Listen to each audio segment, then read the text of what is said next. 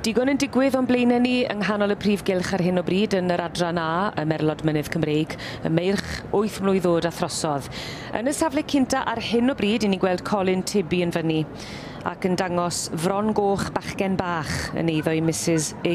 Broomhall ac wedi magu gan Mrs A. Jones.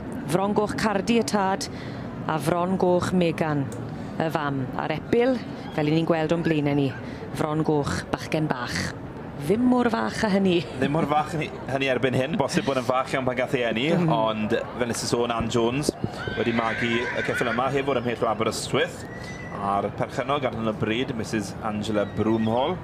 Ond yn arddangos mae Colin Tibby, sy'n wyneb cyfarwydd iawn yn y cylchoedd yma ar draws Prydain yn arddangos ceffylau. Oes na bobl sydd yn dipyn o ffefryn gyda gwahanol fridwyr i arddangos? Oes gan bawb i ffefryn, neu oes gan bawb i berthynas arbennig gyda yr un sy'n dangos? Wel, yn aml iawn, fydd Colin, mi fydd gyda'i clientele ei hunan. Mi fydd yr un pobl yn cael cynnig arddangos cyffylau iddo. Ond gyda Colin, ond yr adran A a'r adran B mae'n arddangos, mae gyda ti pobl eraill wedyn sy'n arddangos gwahanol adrannau, wrth gwrs. Felly diolch i ni gael gweld os fydd fron goch bachgen bach yn aros ar y brig.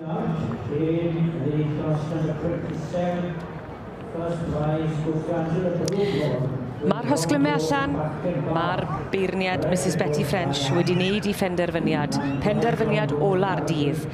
A felly mae'r wobr gyntaf mynd i fron goch bachgen bach ac yn eiddo i Mrs A. Broomhall, llon gyfarchedig gwresog a Colin Tibby fyny yn dipyn o enw cyfarwydd yn myd y sioe a byd y dangos ac yn dangos fron goch bachgen bach ar ei orau heddi yma yng nghystadleuaeth y meirch 8 mlwydd oed a throsodd.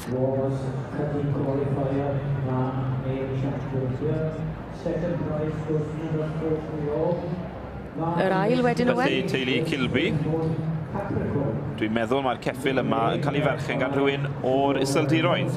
Ond yr enw sydd yn yw Mark a Liz Kilby, Springborn Capricorn, wedi cael tipyn lwyddiant gyda hwn eleni yn barod. Mi welon ni Mark yn arddangos yn gynharach ar ran Brydfa Tiffwyl, wedi cael lwyddiant, wrth gwrs.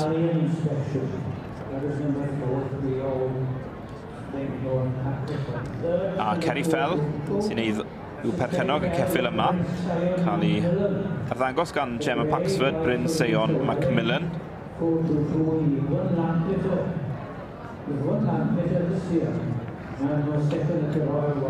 Unwaith eto ni'n gweld pa mor smart yw'r wisg yn dyfe.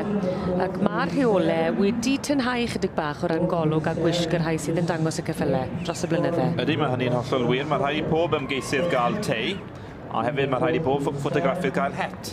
A dyna yw'r rheolau yn y sioefren hunol, yn y prif gylch.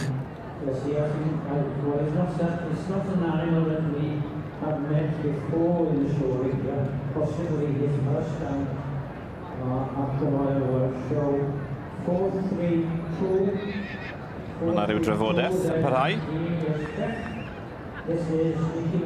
Ond mae'r wen yn gweud cyfrolau. Colin Tibby ymlacio tyma bach nawr. Rhyfedd iawn, Colin oedd yn arddangos tad y ceffyl yma hefyd, Cardi. O'ch blaenau chi ar hyn o bryd, i chi'n gweld fron goch bachgen bach yn eiddo i Mrs A. Broomhall ac yn cael ei ddangos gan Mr Colin Tibby fyna. Ac yn rhedeg, gan fod ei wedi ennill y gystadleuaeth yma i'r meirch 8 mlwydd oed a throsodd yn yr adran A, y Merlod Mynydd Cymreig, llon gyfarchedig mowr iawn iddyn nhw.